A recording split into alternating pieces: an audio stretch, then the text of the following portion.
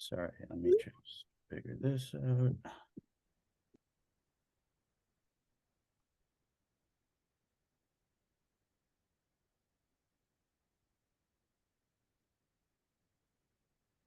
Everyone see my screen? Perfect. All right. Good evening, ladies and gentlemen. Thank you very much for tuning in to our Conference 101 live event brought to you by the Thoracic Surgery Medical Student Association. My name is Adam Ahmed. I'm a third-year student at CUNY Medical School and a member of our research committee. For our new viewers, TSMA is a nonprofit student-run organization. We were founded back in 2020 to help provide resources and mentorship and networking opportunities for students with a passion for cardiothoracic surgery. We're now very fortunate to have a network of over 400 students all across the globe. To our returning viewers, it's good to see you again, and we are very lucky to once again host Dr. Joanna Chikwi, who is the chair of the Department of Cardiac Surgery in the Smith Heart Institute at Cedars-Sinai, as well as the editor-in-chief of the Annals of Thoracic Surgery. Dr. Chikwi is internationally recognized for her work in mitral valve repair, coronary vascularization, and minimally invasive robotic cardiac surgery. In addition to her many clinical contributions, Dr. Chikwi is a prolific researcher with several high-impact publications in journals such as the New England Journal of Medicine and JAMA, as well as an editor and author of 3 textbooks, including the much-beloved Oxford Cardiothoracic Surgery Handbook. Dr. Chikwi, how are you doing today? Thank you for joining us. Great, thank you very much for having me and putting this together. Thank you. We're also very fortunate to welcome 2 residents tonight from Cedars-Sinai, Dr. Jad Malaz and Dr. Kevin Chen. How are you both doing? Doing well. Thanks so much for having us. Appreciate it. I think Kevin may be stuck in the OR. I'm not sure. Gotcha. All right. Perfect. So hopefully we will be able to have him join later. Just as an overview tonight, the committee and I will be sharing a very brief review of academic conferences and the various types of presentations you might find yourself presenting as a student. We'll follow up with some advice from Dr. Chikwi and our guests tonight, and then open up for a Q&A. We have several questions prepared, but these sessions are always made best ultimately by the TSMA body, so please feel free to contribute and feel free to ask questions directly in the chat, where Andrew will be monitoring throughout the night. And with that, we will begin. So as many of us know, conferences are an integral component of any academic field and really serve as a chance to connect with field members and other students.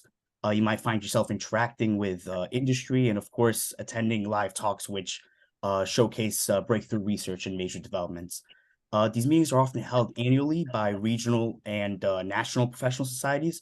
2 of the largest meetings, of course, being the STS meeting, which will be next month in San Antonio. I hope everyone booked their tickets. And the AATS meeting, which will happen in the spring in Toronto. One particularly valuable component to conferences, of course, comes from being able to share your own research.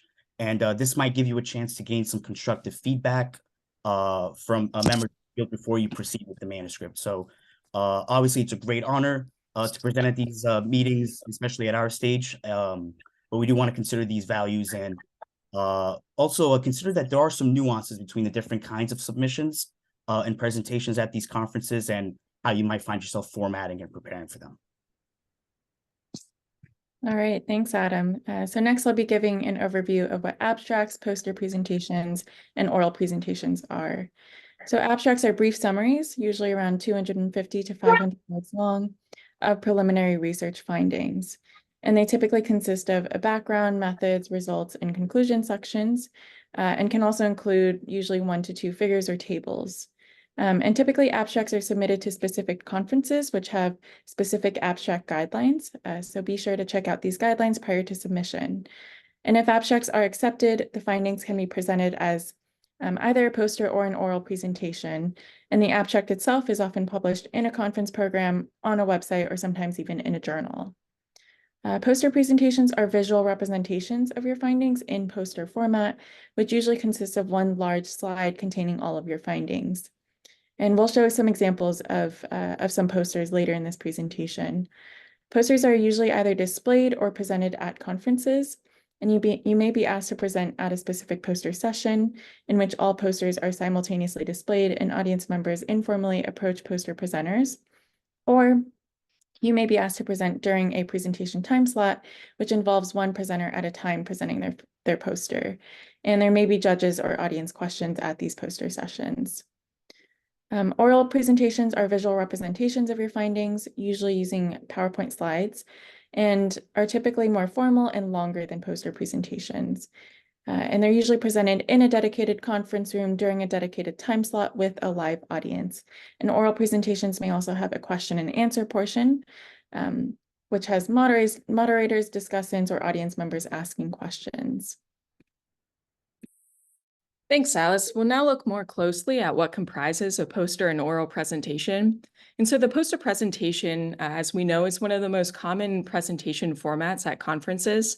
It relies on one-on-one conversation with participants who stop by who want to hear more about your poster. And oftentimes these sessions run for about 2 hours. Sometimes they're shorter or sometimes they're longer. And this is really your chance to connect with others in the field who are also interested in similar research and clinical topics in a more focused setting. And poster presentations rely heavily on that initial first impression, which is largely in your control. And so one of the ways that you can prepare for your poster presentation is to come up with an elevator pitch, which should just really include a short synopsis about your poster prior to diving into your full presentation. It could be, no longer than 2 minutes and should include the main information about your research topic, your main findings, as well as the importance of your work. And one of the main tasks of a poster presentation is not only presenting your material, of course, but then also actively engaging with your audience. It's important to make eye contact and introduce yourself to the audience prior to presenting. And you should also point to relevant sections of your poster as you present, but always be sure to speak to the audience and not your poster. And so then once you've captured your audience's attention, it's now time to tell your research story. Similar to a manuscript or oral format, a poster presentation includes those main sections, including the title, the author list, author affiliations, introductions, methods, results, discussion, conclusion, as well as references and potential funding sources. And given that poster sessions often require multiple short presentations as the audience moves through the poster session, it's important that really you have your presentation mastered through practice. The goal is to be able to cover the entirety of your poster in around 5 to 10 minutes and anticipate questions with answers prepared. It's also important that you understand all of the figures, of course, and analyses that you include on your poster if asked to explain. And it's always important to remember that really the first time you present your poster will be the most difficult. You want to adapt your presentation to the questions you receive during the session, especially pertaining to audience questions. Really take advantage of the one-on-one time you have with faculty during the session. And if you connect with somebody at your poster, be sure to exchange contact information to follow up at a later time. Next slide, please. And so pictured here are some examples of publicly available academic posters to give you a sense, and you can click through to show the first set. And this is actually do one back click, please. Will give you a sense of the different ways posters can be organized. And so poster layout requirements, of course, vary. So you want to familiarize yourself with what conference, including the poster size and format, including the printed versus digital formats well beforehand. And so effective posters utilize the entire space well, as you can see here, with the main sections divided by color and headings for each main section. It's always best to use figures or charts when possible to pick data and minimize text per section. And paying attention to text size is also important, as you want to make sure your information can be read from a distance. And then lastly, bullet points can really help you break up large bodies of text and help you organize information. And you can do one click, please. And so examples of some posters where minor improvements could be made are also shown. On the left, text could be broken up more using bullet points rather than written in full sentences. Flowcharts could be used to depict the method sections if appropriate. And then on the right side, we see that figures can help depict a large amount of data without using too much text, but just always be sure, color combinations or background do not distract from the data. These are just a few examples. You'll never go wrong if you always try to keep your audience in mind and make it as easy as possible for people to read and understand your poster. Thank you, Julie. So I'll just be talking a little bit about oral presentations. So a lot of the advice that Julie and Alice gave previously is very applicable to oral presentations. I would say the biggest takeaway that I've learned is you want to be very confident with your presentation, and you do this by practicing. Many different conferences have different times allotted, so usually it's about 5 to 6 minutes, but sometimes there's rapid oral presentations as well, so that could be 3 to 4 minutes followed by discussion. Ideally, you don't want to read directly off the slides. It's okay to reference them, but you want to do your best kind of keeping engaged with the audience through eye contact, using hand gestures if you feel comfortable with them. So ideally, you really want to know your presentation well beforehand, and that goes back to that same point. Sometimes there's discussants, and they'll give you questions before the presentation as well. This can be very helpful, of course, because you can prepare for them, but it's important to note that you don't want to prophylactically answer that question beforehand, because that kind of defeats the purpose of that discussant giving you that question beforehand. Of course, you want to prepare for more questions as well from the audience, and that goes back to just knowing your presentation very well. You want to be confident, as I keep saying. Sometimes less is more, meaning don't use too much text on your slides as well. And yeah, that's it. Can you go to the next slide, please? And then a little bit here. So on the right side, you might see some points you may want to consider using your oral presentation. So using bullet points, like Julie said, maybe bolding certain text, highlighting different things. You want to make sure that you use text that's also accessible to most people's eyes, so they can understand it well. And yeah, that's pretty much it. Next slide, please. Thanks, Andrew. So now I'm going to talk about just some general advice for conferences. First is dress code. You are going to want to dress professionally. That means business. For men, wear a tie. If you're on the fence, generally err on the side of formal. When approaching your presentation, know your 2 to 3 main take-home points. Everyone in the audience is going to be hearing a lot of information from a lot of different people, and it's a lot to take in.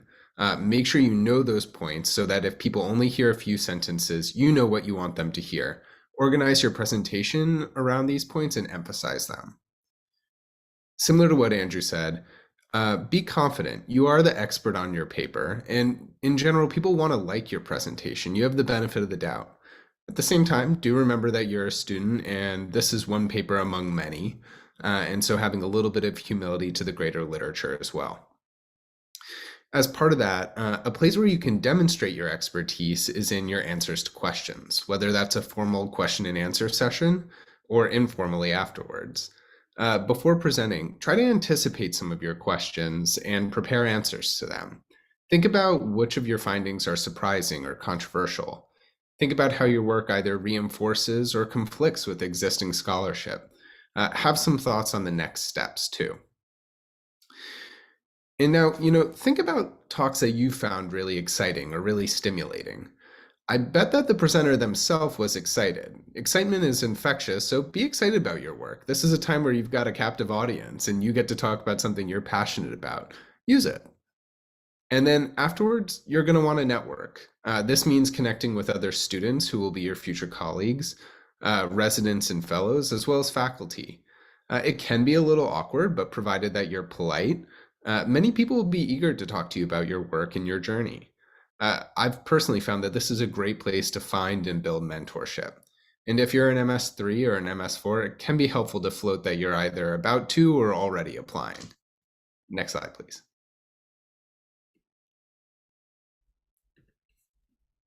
I was muted. Thanks for those tips, Ryan. So we've spoken quite a bit about oral versus poster presentations and general advice, but there is also a lecture often given at academic meetings called the plenary. And these plenary sessions are really considered the cornerstone of any conference, and more often than not end up being the most memorable presentation of the weekend. There are no concurrent sessions held during the plenary, and most, if not all, attending the conference will be in attendance. And these talks are delivered by an esteemed guest or the meeting chair. And the goals of these sessions often is not just to solely share research findings, but they really serve as a way to set the theme for the meeting and bring attention to topics and issues that will transcend the field itself.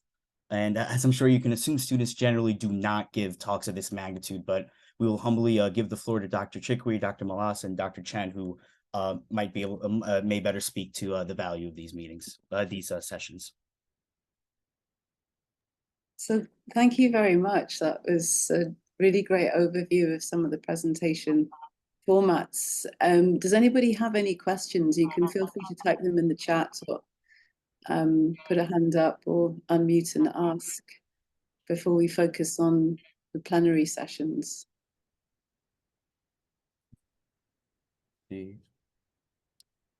So one question we had prepared from the student body was it pertained to questions and being able to answer them during after your presentation. For new conference goers, this might be a little nerve-wracking. So we were wondering if you all had any advice about Yeah, that's a really great question. So to talk about a plenary, it's oftentimes about a couple of hours that the meeting organizers really want to get everybody at the meeting in a room to hear the most exciting, highest impact, most important topics. And it may get kicked off by a keynote or a major outside speaker. And sometimes it's wrapped around a presidential address. And sometimes the highest impact abstracts will get presented there. How do the highest impact abstracts get assessed? When you submit your abstracts to meetings, they're graded by anywhere from 6 to 10 people in your specialty. And usually, say for ATS, I think on average they get, several hundred, maybe 700, 800, 900 abstracts, of which there's probably about a couple of hundred slots at the meeting. So the bottom 600 get discarded. The next couple of hundred maybe get given poster sessions. The next 150 will maybe get breakouts because they're a little niche, they're super interesting, but they're not going to be of maximum general interest. And then the top scoring abstracts, of which there may be 2 or 3 per subspecialty, may get allocated a plenary. So if you've been awarded a plenary, that's a real recognition that your research is regarded as super impactful. And the plenary is oftentimes about 8 minutes PowerPoint where you get to present your work. But what is probably the most important thing to prepare for is the discussion afterwards, which is, again, oftentimes about 8-9 minutes of discussion. And the discussion is formatted in a plenary. Similarly, as it is in other oral sessions, you have a named discussant who's usually an expert in the field, and they will have about 3 or 4 minutes to ask you 2 or 3 questions. If they are kind, they will email you those questions a couple of days ahead of time. One of the things that will help them do that is if you have the courtesy to send them your manuscript. So usually at that level, you haven't just prepared an abstract, you have written the paper. You're really ready to submit this to a journal. And at the highest level, so American Heart Association, for example, STS, for example, we will often simultaneously publish the manuscript at the time of the presentation. So at AHA, this year we had 4 simultaneous publications in New England Journal of Medicine, 4 simultaneous publications in JAMA. And the New England Journal of Medicine papers, one of those was presented by a fellow in the plenary. So that's the kind of the level, and the discussant is going to read your paper in depth and then hopefully send you 2 or 3 questions that you can think about. And what I would really counsel you to do is there's a real temptation to write your response down and also write down what you're going to say in a PowerPoint. But if I start reading from a prepared script, it quickly becomes obvious and boring, as this is especially obvious and off-putting during the discussion, which is supposed to be spontaneous. It's really obvious. So the best way to prepare for that is just to practice and practice and practice.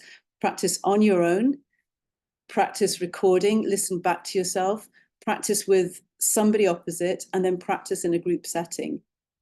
And the group setting is probably the most important because you want to gauge how your audience responds to your talk, the flow of your talk, where they look puzzled, where they look confused, where they look shocked and appalled. And then you also want to get a feel for answering questions and the kinds of questions that you hadn't anticipated. And if you can get to do that 2 or 3 times, we will typically, and I think Jad and Kevin can speak to this, when we have regular invited speakers. So when Kevin presented the plenary of ATS, who did you rehearse with? Who came and who did you present to before you did the plenary? I think Tyrone David was here. Yeah, so we had Tyrone David as our visiting speaker at Cedars, and basically Kevin's was one of the research presentations. So that was a really good way of kind of presenting and then fielding questions in front of a room. So Kevin and Jad, since Jad's had some breakouts and Jad's got the STS Chamberlain Award this year, so he'll be presenting at the STS plenary this year. And Kevin had the ATS year before last with David Adams as his discussant. Any things, sort of tips that worked well for you? Anything that if you had to do over, you wouldn't do again? Like, what's your advice for the group? I think you guys had made a lot of great points about it's just all about preparation, and you have to put in so much work, weeks to months ahead of time in terms of practice. I think something that I found worked well for me is just you have to spend so much time reading about the subject. I think as trainees, as students, even as junior residents, you know, when I was presenting my talk in front of Dr. Adams, obviously I haven't done like I'm probably several thousand cases short compared to him in terms of my operative experience. So you have to catch up. You have to read the guidelines. You have to read the landmark papers and actually know the evidence really well. If it's something super technical, go to the OR and make sure you know what you're talking about. You know, even though we're students or junior residents, there's no reason why you should limit yourself. And there's no reason why you should have your PI, your mentor rescue you in front of a mic. You know, I've seen that at conferences when, you know, they present and then all the questions are answered by the PI or the mentor. I guess there's nothing wrong with that, but when you can step up and try to really be the expert, you should strive to do that. And that is only possible through just months and weeks of preparation. I think something I've found helpful is watching all the webinars and roundtable discussions. You know, STS has a lot of those available now, even through AATS as well, even or just go on YouTube and search the topic you're about to present. Because I think sometimes reading the articles and the textbooks is one thing, but it's helpful to know the opinions out there, know which attending or which surgeon has a strong opinion about certain subject or a certain technique or a certain approach, and just get a sense of whether they're going to sort of agree with your work or they really want to challenge your work because the conclusion you're presenting may not be in line with what they firmly believe. So I think having that background knowledge is super helpful in terms of going to the questions in the discussion portion of the presentation. Anything to add, Jad? Yeah, no, I agree with everything Kevin said. I think, you know, first things first, as you guys are medical students, then moving on to be junior residents, it's incredibly helpful to surround yourself with a great team to help prepare you for these things. So, you know, Kevin was my spiritual and academic guide throughout my research year, and I was very fortunate to exactly.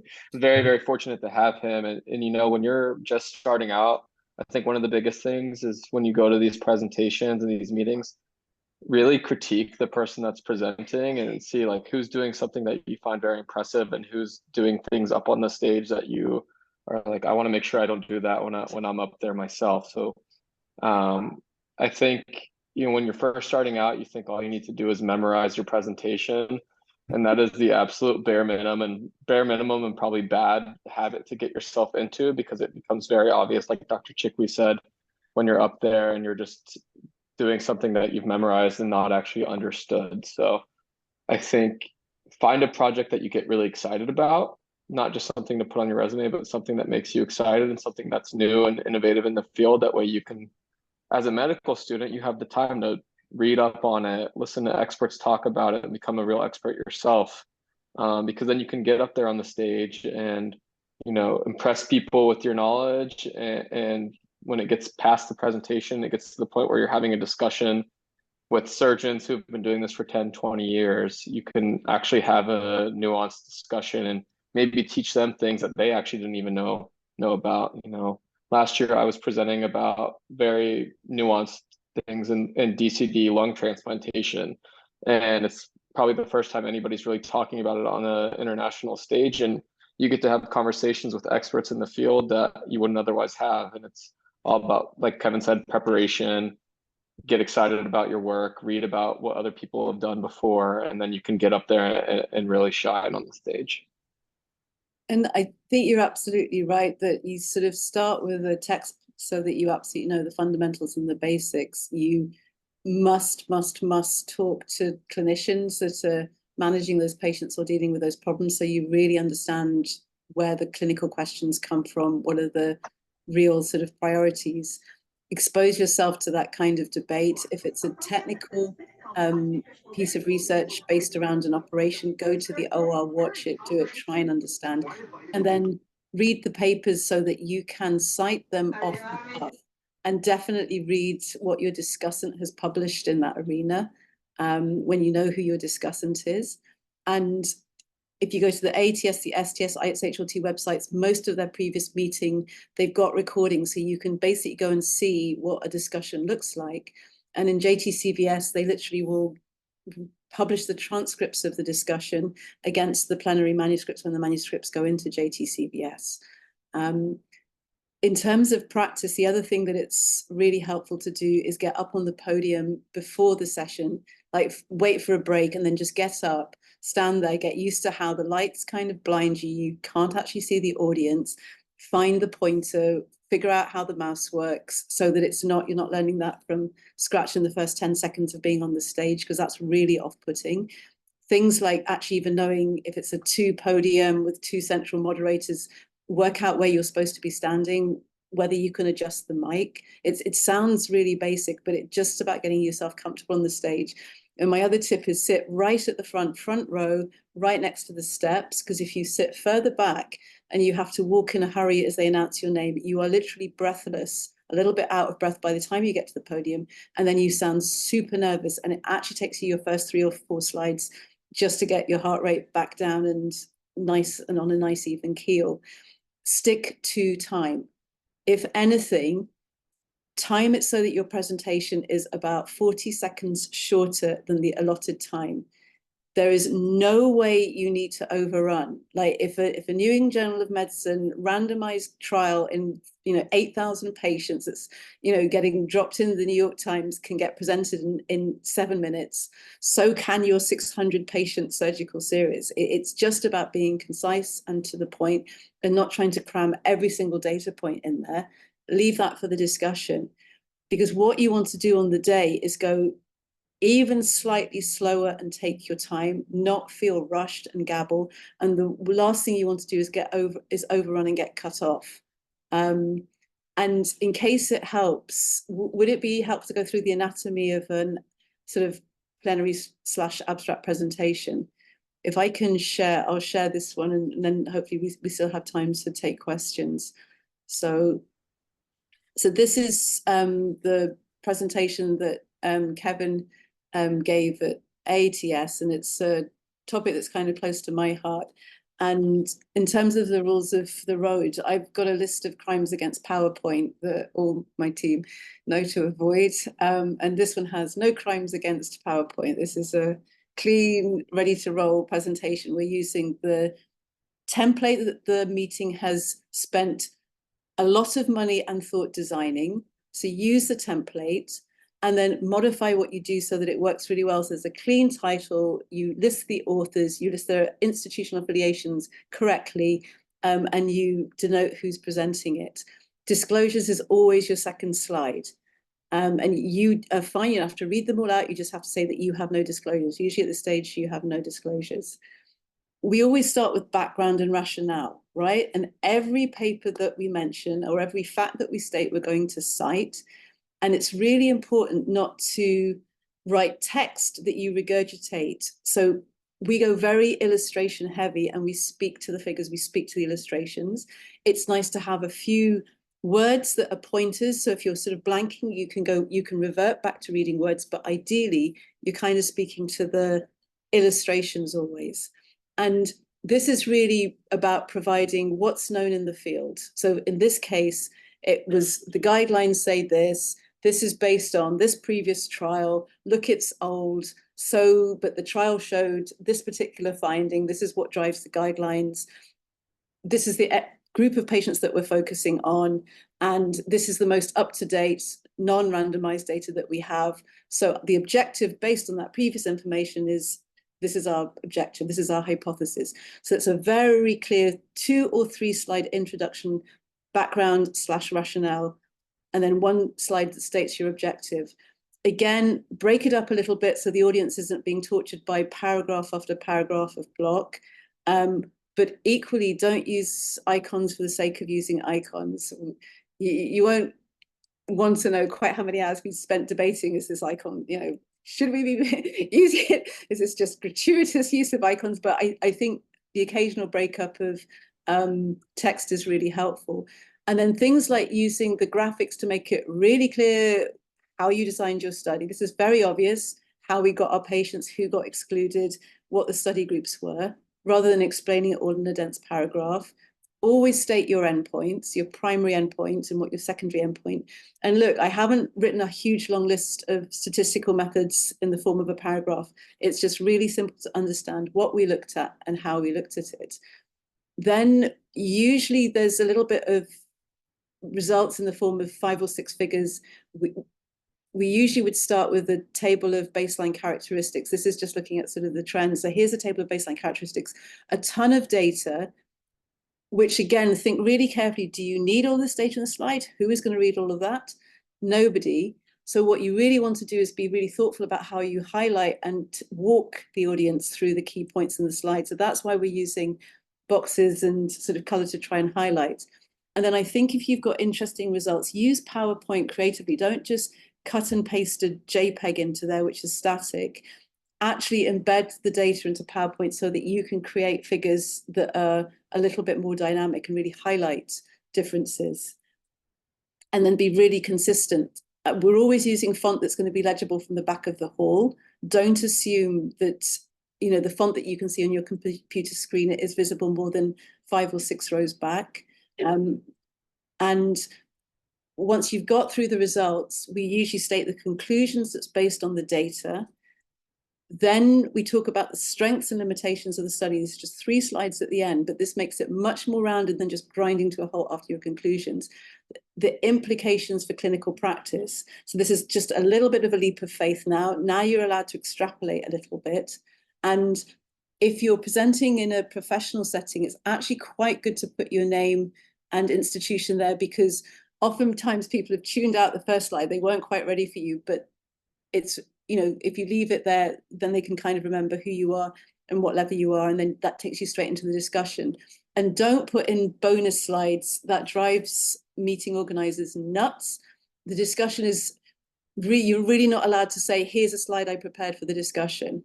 You just have to handle the questions essentially orally. So thoughts, comments, questions. That was Yeah. after 7 revisions. That was version 7 of the slides. Just again, it's just all about preparation and spending a lot of time and being very thoughtful, like Dr. Chickley said, about every single slide, every single animation that you use when you're presenting at that level. So I think exactly like she said. And there's a lot of difference in tone. If you're presenting in a small informal breakout session at the Western, which is a friendly informal meeting, people bring their families, you know, you can have a very different tone to your presentation. You know, sometimes humor works, that's fine. If you're presenting at the buttoned up, you know, 3-piece suits, 3,000 surgeons in the room at the ATS plenary, there is no humor in your presentation. It is absolutely just going to have to be pitch perfect. So I think it's understand the sort of tone of the room and the level of expectation. And your goal is to, as Kevin said and Jad said, is you want the surgeons and the clinicians in the audience who have invested their time in listening to you to feel that that was beneficial, right? And that's why I think some PIs will, if a presentation gets selected at that level, will then put themselves as the presenting author because of a concern that is a medical student or a resident ready to do justice to the material. And all I can say is, certainly in, I think, our group, if a resident or medical student did the work and it gets to plenary, they are presenting it. We will just rehearse them and practice and expect them to read around so that they can answer like a surgeon. And most of the feedback we get is that those folks, Kevin, Jad, medical students, really have handled themselves like surgeons on the podium. And confidence doesn't beat practice. It's practice, practice, practice. And reading, reading, reading, and practicing with real people asking you real questions in front of an audience, not just at home where everything always goes smoothly. It's also quite helpful, I've found, with practicing. You know, Kevin and I are very fortunate. We have probably the best critic for our work, and Dr. Chickley, who can make sure that we look like all stars up there. But it's also helpful to rehearse in front of people that might not understand a lick of medicine. So when I was getting ready for ISHLT, and I had like 4 or 5 PowerPoints to present, I had my wife take a look and watch me present, because she is very artistic and can see what looks good and what doesn't look good. And you get good feedback from stuff like that, rather than just experts in the field who know the medicine of it all. So, try your PowerPoint and try your presentation around multiple different people from different walks of life, and take good feedback from all of them. And oftentimes in the discussion, when the discussion goes to the floor, it's genuinely a free-for-all. And you always think that people are going to ask you about the detail of your methodology. And that's the least likely question that they will ask. What people generally ask you about the clinical implications. They're asking you to think 2 steps beyond what your research was, to how they should change their practice or defend what you've said based on their experience. So that's why it's so important to get a real sense of how will surgeons really think about this? What are the glaring questions that are going to pop up when I present this? And to be really relaxed about saying, that's a really good question. That's not something that I'd thought about, or that's a really good question. You've identified a real limitation of this data, and what we hope to do is X. Jonathan. Yeah, so you mentioned a couple places that we can look to do some of our homework ahead of time just to get an idea of the field. So like JTCVS and the AST and the SCS websites. But as far as like order is concerned, there's a whole lot of stuff on there. Do you have any suggestions on like which presentations to see first? Are there like famous ones in the field that you've seen that really changed you, any of you, or papers or anything like that? Yeah, the one that changed me, it's actually the one that made Alec Patterson invite me onto the editorial board of Annals, because he didn't know me from squat. I think it was the first time I presented at AATS, and I presented something on whether you should be repairing tricuspid valves at the same time as repairing mitral valves, because most surgeons will do sort of 100 mitral valves, they'll repair the tricuspid valve 2 or 3 times. And I worked in a practice where we kind of were repairing about 50-60% of tricuspid valves, which was controversial. And so we did a observational study to kind of compare outcomes, and the discussion was vigorous. There was Tyrone Davids, Rich Shemin, David Adams are all like fighting at like microphone 1, trying to get their points of view across. It was I won't say it was like a fist fight, but it sort of went down in history as one of the livelier discussions. And so essentially, if you basically just go back and look at AATS plenaries, adult cardiac plenaries, last few years, whatever's on the website, and you'll find some absolute corkers. And then most of those papers go into JTCVS. Some of the super high impact ones, we get waivers of publication and they go elsewhere, like New England Journal, Jack. But some of those are in JTCVS and you can actually read. But the webinars, you can actually see the recordings of the discussions. That's actually much more entertaining. Excellent, thank you.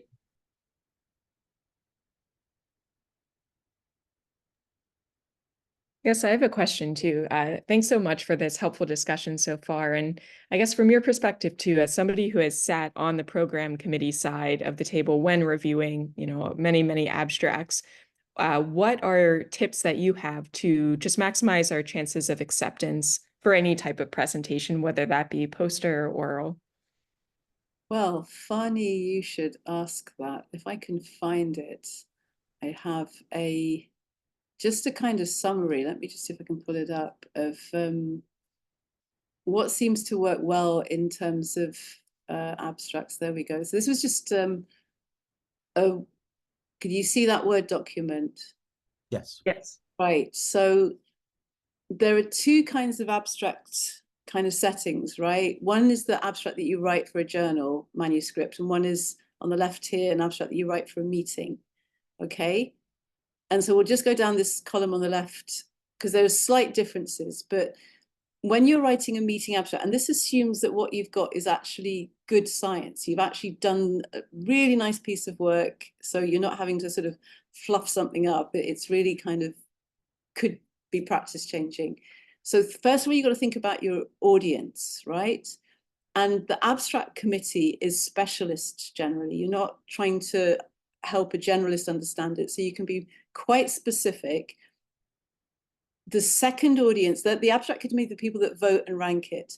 Then your second audience is the surgeons that are doling out the abstracts between this should be a plenary, this should be a breakout. And then your final audience is basically who's sitting in the room.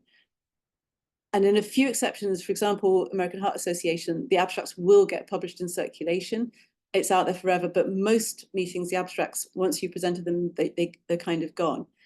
So the absolute art is, don't hide the good stuff. If it's a national paper, put that in the headline, make it clear, this is US data, this is national. If it's randomized, put it in the headline. If it's long-term follow-up, 15-year follow-up, put that in the headlines, because people are often screening 200 or 300 at a time. So don't hide the good stuff. Write in a way that is succinct and clear and objective. Avoid brags like this is the first, it's the largest, because that's often not true and it's generally off-putting. Jargon and abbreviations, really minimize it. You can write succinctly without using a ton of acronyms, and it makes it really hard for people to read, particularly you're inventing acronyms just to kind of save words. Just write clearly and succinctly, and you won't need to abbreviate, and then it's much easier to read. Never name your institution or authors within the body of an abstract. It's supposed to be anonymous, and that will often get it automatically 0 scored. And no citations in an abstract. And real basics, you just lose count of people who write a number of instead of many, or the majority of instead of most. And that's 3 words instead of 1 word when you're trying to write for literally 250 words or 1,000 characters. With an abstract that's going to a meeting, you can afford to be a bit provocative, as opposed to an abstract that's going to a journal where you just have to be objective and be much more neutral in your language. So in an abstracts meeting, it's pretty okay to state a conclusion. So improved outcomes with, surgical approach to mitral repair. Whereas if you're sending that abstract to a journal, you would never say improved outcomes, you would say impact of, or association between, or long-term follow-up of. And then just how you write it, and that these instructions are always in the meeting material, but background is 1 sentence. You rarely need more than what? Super succinct, like we said with those start slides.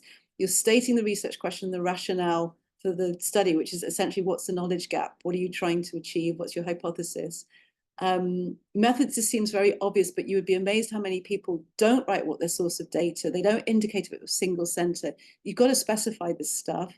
I usually put, if it's a large study, the number of patients there, because that's kind of going to get more interest from the abstract committee if it's a big series. Summarize your inclusion and exclusion criteria. Just state what your primary outcome was and what your main analytic methodology was, and the duration and completeness of follow-up. And literally that's 2 or 3 sentences, 50 words tops.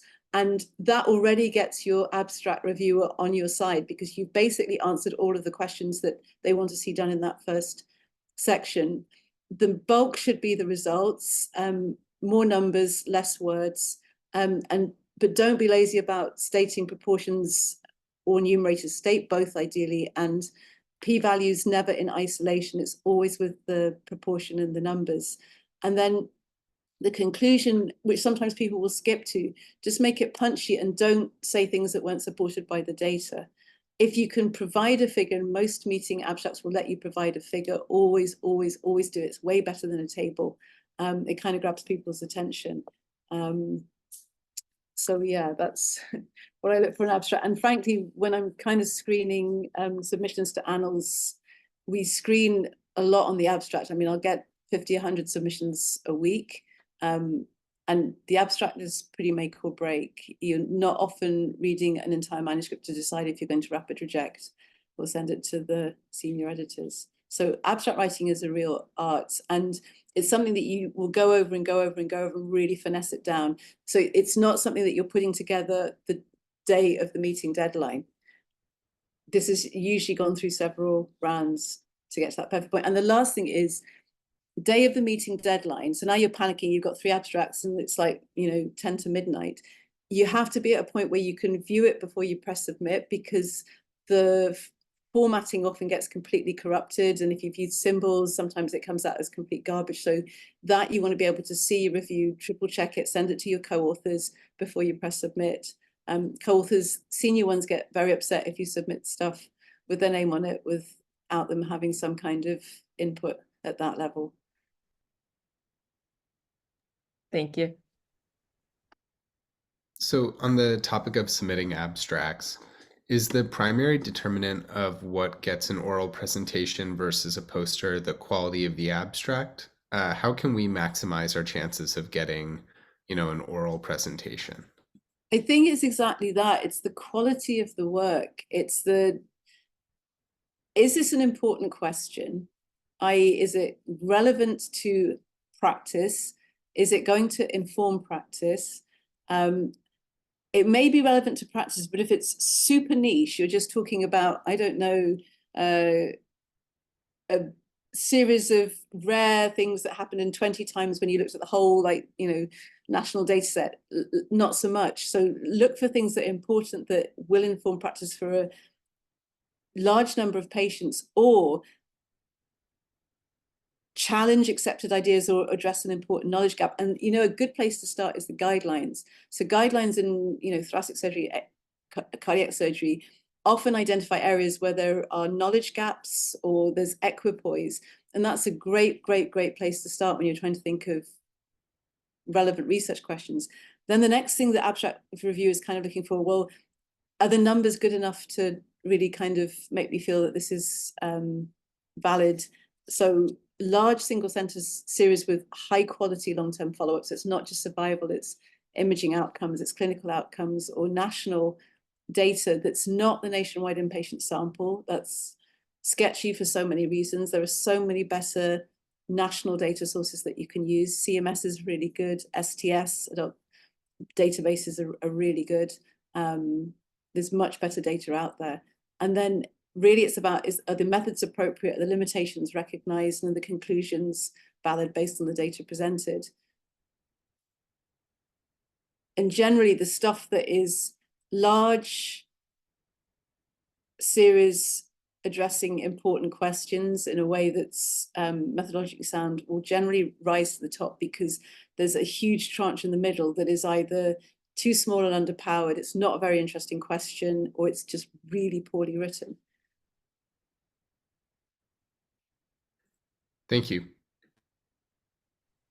Yeah, thank you so much for that. That's incredibly helpful, and all these tips on how to prepare an abstract and how to give a presentation have been incredibly helpful. Shifting gears just a little bit, so a large part of attending conferences, aside from presenting your own work, is also to network and meet others in the field, meet residents, fellows, attendings.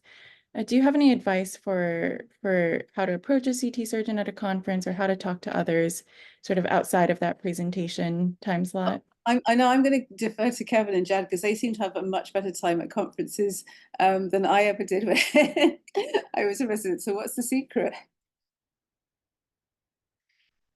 That's a great question, and I don't know if I have a perfect answer. Something that I think we still keep working on, trying to solve. It's a bit of a mystery. I think it's always good to approach someone on the basis of science. If you are passionate about a topic, you've done a lot of research on a specific area, I think it always is a good breaking point of starting a conversation. You may have seen somebody else give an expert talk on an area that you just presented an abstract on, or at the same session, you were presenting an abstract, you were speaking to the moderator, and then you went up afterwards and had a conversation about something else. I think that always is more valuable and memorable than sort of just running somebody in the hallway and be like, hey, I'm a student from where. That has its own benefit and utility, I'm sure, but I think when you can have a bit of a context, that just makes much more sense. It's much more impressionable. So if you're presenting at a conference, use that opportunity to talk to people at the same session, people who may be in the audience, who have seen your work, who have heard you talk. And then I think that's a great point to sort of break in and start that conversation. There's always these presidential receptions. There's always a good place to connect with people. Everyone's relaxed, having a drink. If you can go to those sessions, I make a point to try to go and attend, although the ticket's always not cheap. Do you have I anything would else say, to add? and definitely, I would just go with a friend. I've always found conferences quite hard going. I don't love walking into a room filled with people I don't know. I've always struggled with that. And the most fun I've had at conferences is when I'm sitting with a friend and a colleague, and we're sitting there sort of in the middle of the row like the two old Muppets going, I agree with that's a terrible piece of research. Oh my God, they wrote that. Then it's suddenly it's just much more engaging and kind of much more fun. And I'm not saying talk all the way through somebody's presentation, but I mean, you can definitely, when you're kind of like texting backwards and forwards going, they said what? There's something much more interesting about that. So it feels weird wandering around on your own. Just find out who's going ahead of time and meet up. I think that makes a huge difference. In terms of if I think it's like going to an art gallery, right? You don't sort of want to look at every single painting. You'll sort of be overwhelmed and done and overdosed. Pick one or two people that you really want to connect with and think about it ahead of time. What's a good way to sort of connect with them? And generally, I think as Kevin says, if you engage them over a piece of work that they've presented, that's usually far more meaningful than just, hi, I've always wanted to meet you. Can we take a selfie? The selfie's fine, but it's sort of going nowhere. Apart from maybe your ex account. I don't know. Yeah. And Yeah, I would agree with everything. I think basing your interactions with attendings for sure at a conference should probably be based on the science. For Kevin and I, we were kind of attached at the hip at all the conferences last year, and we kind of went to sessions together. And something else that's also very helpful for you as medical students, or when you get to residency, seek out people that you've worked with previously. So when we've been at these conferences, it's been a nice time to meet up with old fellows who have now gone on to be junior attending somewhere else, and they introduce you to some of their colleagues or some of the other residents around the country that they've worked with, and that's always fun and a good way to meet other people you end up working with and seeing at conferences for the next 30 to 50 years or so. Ask your residents, ask your attendings, what's going to be controversial, what's going to be interesting, what is unmissable, what should I really, really go to? So you don't accidentally end up sitting through entire sessions that are not that interesting, but also be open to the serendipity of sometimes you will completely not expect something to be exciting, and then there'll be like some jewel of a presentation in there that you really are glad you didn't miss. And although the microphones are in theory for anyone, I think it certainly took me probably about 15 years to actually go up to a microphone and ask a question from the floor.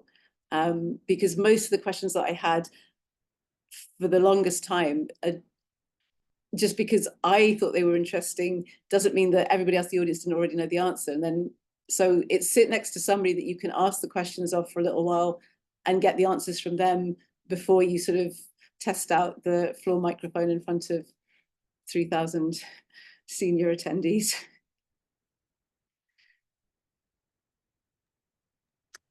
And I just one thing to add is I remember at ISHLT they have the poster session is always a great place to sort of, it's very casual and everyone's walking around. It's easy to approach people and ask them about their science and then just have a conversation. I don't remember, I think the AATS poster session is a bit more moderated. But at least the ISHLT is always very relaxed environment. I thought it was a great place to sort of walk around and meet people that you had not known previously. So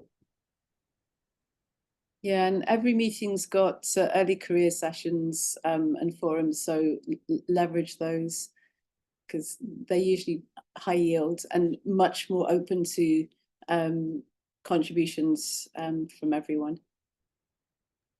And speaking of posters, Dr. Chickway, Chad, Kevin, what advice do you have just giving kind of an elevator pitch, since I know that's something you have to do during the poster session, people are walking around? You guys go. Yeah, I think when you're giving your poster, I think a lot of what's going to make people stop is if the title is interesting. I think is number one. And if it's something that they, are interested in themselves and relates to them, don't be upset if people see your poster, give you a little head nod and awkward eye contact, and then keep walking on. Like, don't get discouraged, but eventually somebody will come up and, they'll ask you a question, and sometimes they'll want you to give a full blown presentation to them. But oftentimes it'll be like, oh, that's very interesting. Why did you come up with this idea? And it's helpful to have a rehearsed presentation, but it's also, I think, helpful to be able to just communicate like a normal human being and just have a more casual conversation about your project. Because those sessions, especially at meetings like ISHLT, are a lot more laid back. There's people walking around with a glass of wine or a beer, and they just want to kind of see a bird's eye view of some of people's research. So I think that's what I've seen that's been, I think, helpful and beneficial to some of our, we had actually even an undergraduate present a poster last year at ISHLT. She did a great job, and people were coming and just asking her brief questions, and she didn't feel the need to always give them the 5-minute spiel that she had practiced. And don't feel bad if nobody comes to talk to you. Like, sometimes meetings are not well organized. It doesn't mean your research was not interesting. It just means the meeting was not well organized in that regard. And show up. There's a real kind of culture of not showing up at the moment. And I've walked past abstract halls where, at big meetings where, maybe 10% of the posters weren't up on boards, and that's really bad. And I tell you why it's bad, because they will often have your institution and a number, and then it's a grey board with nothing on it, and it's just really obvious that so-and-so didn't show. Send somebody. It's a good opportunity for somebody to go. Even if you kind of change your mind or you're sort of busy, just send somebody else. Let them shine. Okay, thank you very much for that response to Dr. Chikwi, and it is approaching 9 p.m. Eastern time, 6 Pacific, and we hate this part of the night, but we do wish to be respectful of all of our speakers' time. So thank you very much for coming, Dr. Chikwi, Dr. Malaz, Dr. Chen, and on behalf of the entire group, we really appreciate you always proactively helping med students and aspiring applicants. It's great to hear your insight, and we really hope everything is well in LA. And I hope the weather's a lot better than what it's like in New York right now. So sunny and warm t-shirt weather today. Never miss New York climates. Oh, thank you very much, guys. Have a great weekend and happy holidays to everyone. If we could I wanted to share super quick.